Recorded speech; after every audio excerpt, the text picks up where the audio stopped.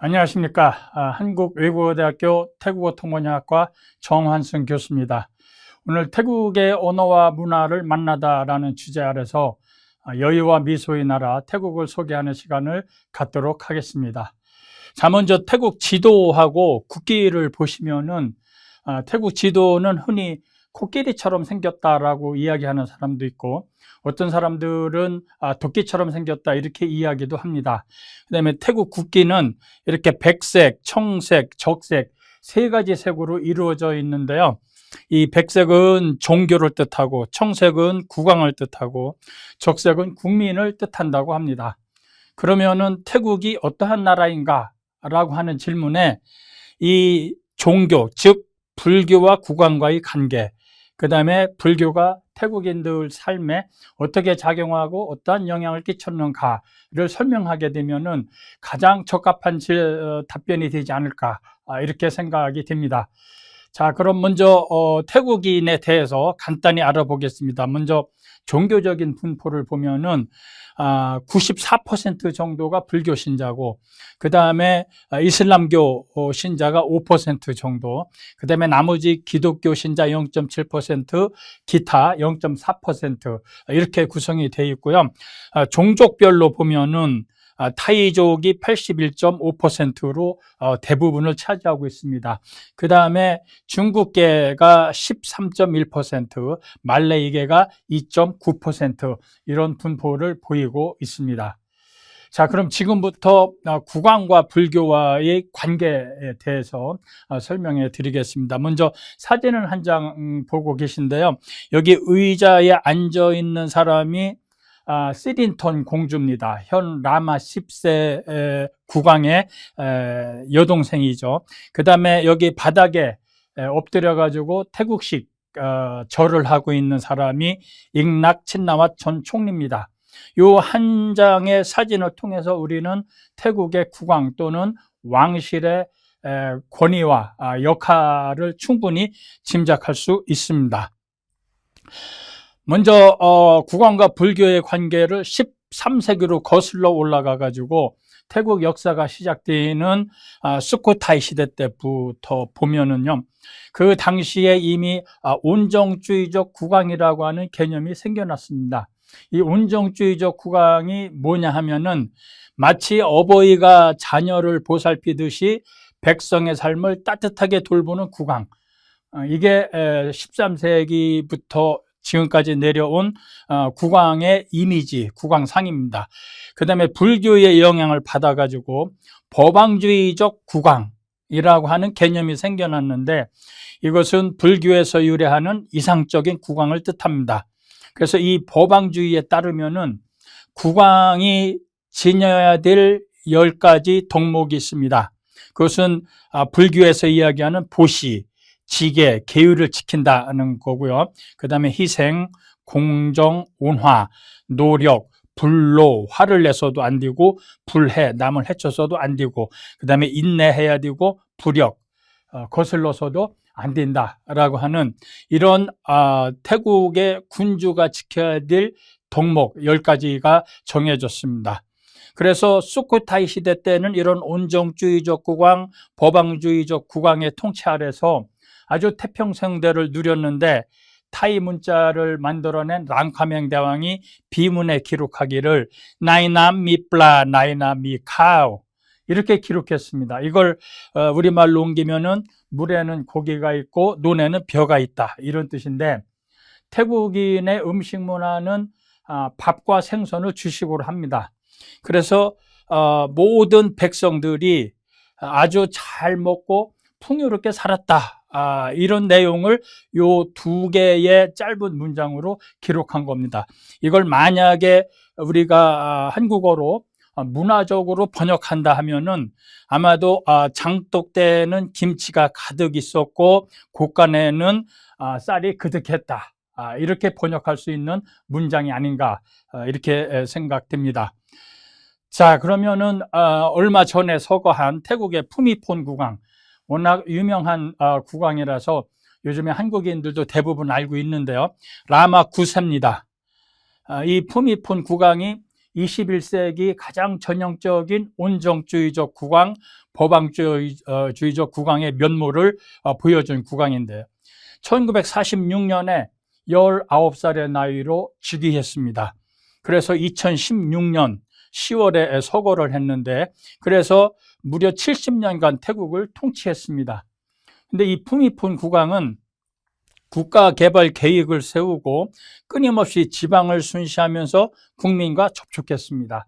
아까 말씀드린 국왕의 10정도 중에서 보시, 자기희생, 노력, 인내, 이걸 꾸준히 실천해온 겁니다. 그 다음에 이 푸미폰 국왕은 국왕주도 경제사회 개발 계획을 추진을 했는데요. 태국의 56개 주 4,000개 부락에서 1,300개의 왕실 프로젝트를 통해서 현 시대에 가난하고 소외된 국민들의 삶을 보듬어 주었습니다. 여기 보면은 이게 푸미폰 국왕이 생존 당시에 가난하고 소외된 국민들의 삶을 보살피는 그런 모습을 그림으로 혹은 사진으로 이렇게 보여주고 있는데요. 이러한 끊임없는 선정을 베풀면서 국민들에게 정신적인 지주이면서 절대적인 존경을 받아서 부모와 같은 존재로 인식됐습니다. 그래서 이 푸미폰 국왕의 이러한 평생을 걸쳐서 백성들의 삶을, 국민들의 삶을 따뜻하게 보살피는 이러한 일관된 선정은 매스컴을 통해서 태국인들에게 그대로 노출이 됐는데요. 태국의 지상파 TV 채널 5번과 채널 7번 등에서 1979년부터 8시 저녁 뉴스 시간에 왕실 동정 보도를 했습니다.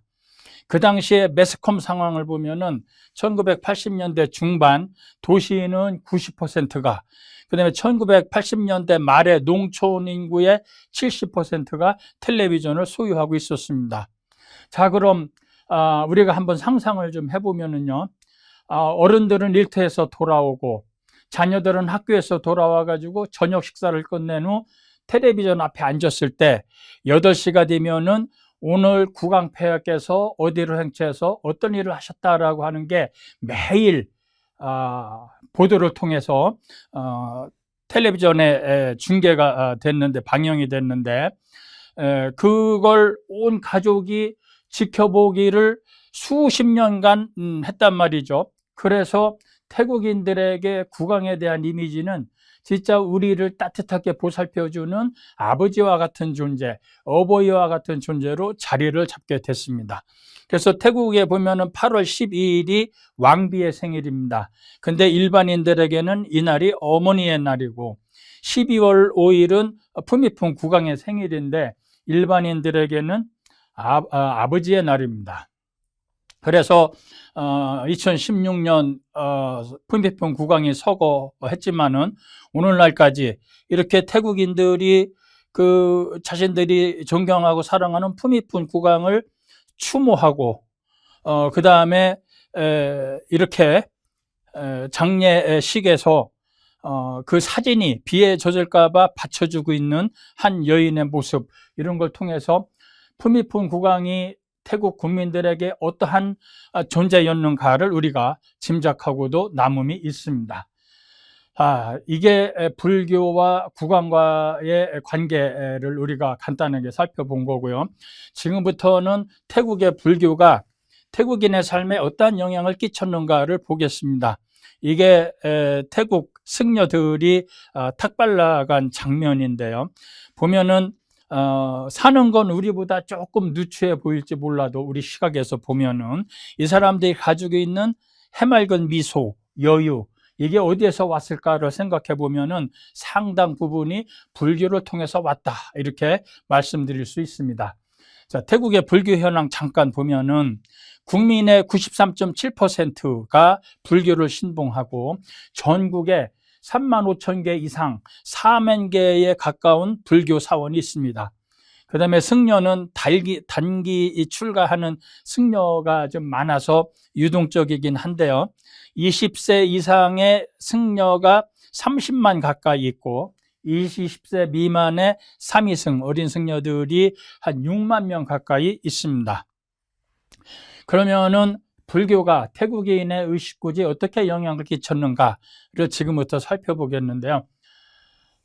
태국에는 아주 오래전부터 성인 남자, 만 20세가 넘은 성인 남자가 석 달 동안 출가 수행하는 풍습이 있어 왔습니다. 그래서 오늘날까지도 태국 사람들 대부분은 만 20세가 넘으면은 일정 기간 머리를 깎고 절에 들어가서 불교의 가르침을 배우게 됩니다. 그래서 그걸 통해서 도덕적 가치의 기준이 형성이 되는 거죠. 즉 부처님께서 이렇게 행하라라고 한 걸 행하게 되면 그게 선이고, 부처님께서 이렇게 하지 마라라고 그만 계율을 어기게 되면 악입니다. 그래서 옛날부터 태국 사람들은 성인 남자는 최소한 석 달 정도는 절에 들어가서 중사리를 하고 나와야 성인으로 취급을 받았고, 태국인들의 믿음 속에서는 이렇게 아들이 장성해서 일정 기간 출가 수행하면은 그 공덕에 힘입어서 부모가 극락에 간다, 이런 믿음을 가지고 있습니다. 그래서 곧 성인 남자가 머리를 깎고 절에 들어가서 출가 수행하는 것은 태국인들에게 최고의 효도였습니다. 그 다음에 태국인의 의식구조 중에서 보면은 업보와 윤회사상의 지배를 많이 받고 있는데요. 그래서 태국인들 보면은 굉장히 낙천적이고 반면에 수동적인 삶을 살고 있습니다. 현세에서의 내 삶은 이미 과거의 내 업보로 인해 가지고 정해져 있다, 이런 의식이 태국인에게 있어 가지고 그 낙천적인 걸로 인한 여유와 미소를 가지고 태국 사람들이 살아가고 있는 겁니다. 이게 출가 수행하는 모습입니다. 제가 아는 지인의 아들이 출가 수행할 때 가서 찍은 사진인데, 이렇게 머리를 깎고 하얀색 옷을 입은 이 사람이 예비 승려입니다. 그래서 이렇게 승려가 되는 수계 의식을 통해서 이 의식이 끝나면은 황색 승복으로 갈아입고 신분이 제가 신도에서 승려로 이렇게 바뀌게 되는 거죠. 그 다음에는 아까 태국 전역에 3만 9천여 개의 사원이 있다 그랬는데, 이 사원이 태국 사회에서 어떠한 기능을 하는가를 살펴보도록 하겠습니다. 첫 번째는 종교기관, 두 번째는 교육기관, 세 번째는 의료기관, 그리고 끝으로 사회복지기관의 역할도 합니다. 자, 첫 번째 종교기관이라고 하는 건 아까 말씀드린 것처럼 성인 남자가 출가해서 불교의 가르침을 배울 수 있는 장이기도 하고, 태국인이 생로병사를 거치면서 치러지는 대부분의 의식이 불교를 통해서 행해지게 됩니다. 그리고 살면서 우리가 축복받고 싶고 의료받고 싶을 때는 절에 가서 승려를 통해서 법수를 뿌리고 축원받고 축복받고 이러면서 삶을 조금 더 긍정적이고 행복하게 살고자 노력하고 있습니다. 그 다음에 교육기관으로서 역할인데요. 우리나라가 과거에 서당에서 한문을 통해서 유교의 가르침을 배우는 게 교육이었듯이, 태국은 절에서 사원에서 판리어를 통해서 불교의 가르침을 배우는 것이 이게 교육이었습니다. 그러면은 이 전통적인 교육은 태국의 불교 사원에서 전부 이루어져 있고요. 따라서 식자층이 대부분 승려다 보니까 사원의 승려들이 여가 시간을 이용해서 의학 서적을 좀 읽은 후에 마을에 누가 탈이 났다 아프다 그러면은 요즘 용어로 대체의학적인 방법으로 치료를 해주는 그런 의료기관 역할도 했습니다. 그래서 여기 보면은 와포라고 하는 사원에 그 체조하는 도사상들의 모습인데, 오늘날 우리가 잘 알고 있는 타이 마사지라고 하는 것도 와포 사원에서 하나의 의술로 행해진 그게 오늘날 타이 마사지로 발전한 겁니다. 그래서 사원이 이렇게 의료기관의 역할도 했다라고 하는 거 좀 알아두시고요. 그 다음에 복지기관 역할을 했다라고 하는 건 옛날부터 태국의 가난하고 어려운 집안의 모세매들은 부모가 절로 보내면은 절에서 이 아이들을 받아들여 가지고 먹여주고 재워줬습니다. 그래서 이걸 사동이라고 이렇게 하는데, 이런 사동들은 평소에 승려들, 스님들의 시중을 이렇게 들면서 여가 시간에 스님으로부터 교육을 받을 수가 있었습니다. 그래서 가난한 집안의 아이들을 돌봐주는 사회복지기관의 역할도 했다라고 하는 점이고요. 그래서 지금까지 우리가 태국 불교가 태국인들의 삶에 어떻게 작용하고 어떤 영향을 끼쳤는가를 알아봤는데, 지금부터는 한국과 태국과의 관계에 대해서 간단히 살펴보도록 하겠습니다. 우선 거슬러 올라가면 고려 말과 조선 초기에 태국에서 사신하고 외교 사절단을 보냈다라고 하는 기록이 있는데, 실제적으로 보면은 이 우리나라 측에서 답방했다는 기록이 없습니다. 근데 1949년 10월에 태국이 대한민국을 공식 승인하고 1950년에 한국전쟁이 발발하면서 태국이 육해 공군을 파견해서 한국전에 참전하게 됩니다. 그래서 한국과 태국의 실제적인 교류가 시작된 것은 한국 전쟁 때부터였다, 이렇게 말씀드릴 수 있겠습니다. 그리고 1950년 10월에 공식 수교를 하게 되죠. 이게 태국의 촌부리 주에 있는 21년대 당시 한국전에 참전했던 부대에 세워진 한국전 참전 기념탑입니다. 그 다음에 1960년대 말에 한국과 태국의 1인당 GNP가 역전이 되고, 70년대 말에 한국의 1인당 GNP가 태국의 거의 3배에 육박하게 됩니다. 그리고 1980년대 중반서부터 우리 한국이 태국에 대한 투자, 관광 분야에 대한 관심이 고조됐습니다.